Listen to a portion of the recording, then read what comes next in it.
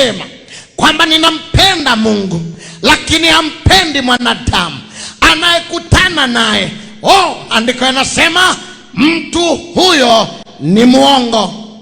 Ndani waambie ukweli, tumepambana, tunamtaka sana Mungu na tunasema tunampenda, na watu wanasimama, na siku hizi watu wanaimba kwa njia nyingi. Unamshangaa mtu anaimba Yesu nakupenda mali yangu.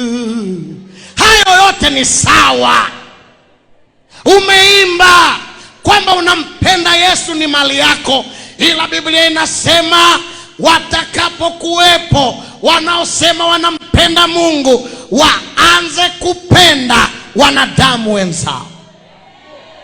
Hata uje hapa uimbe kabisa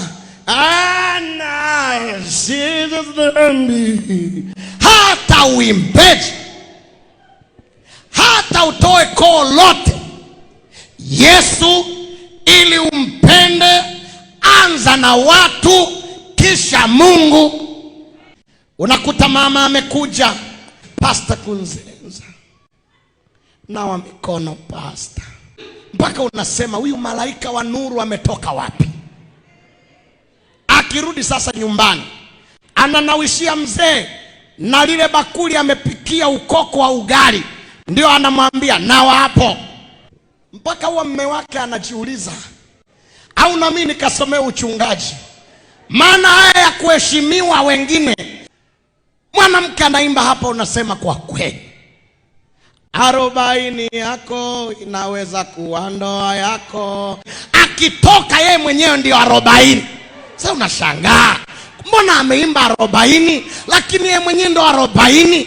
Inakuaje? Huyu Mungu ambaye tunadai kumpenda atatufaidia nini ikiwa kweli twadai tunampenda?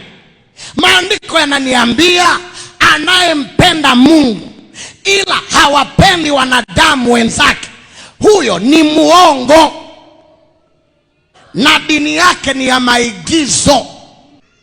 Tunao washiriki ambao ukiwakuta siku za Sabato, masaa ya Sabato, wanavyotokelezea, mavazi yamechaguliwa, kauli zimechaguliwa, alafu ukimkwaza unajua anasemaje? Una bahati niko kanisani, ungenikuta kwenye anga zangu. Yani kuna watu wana dini ya maigizo, utaishangaa sana.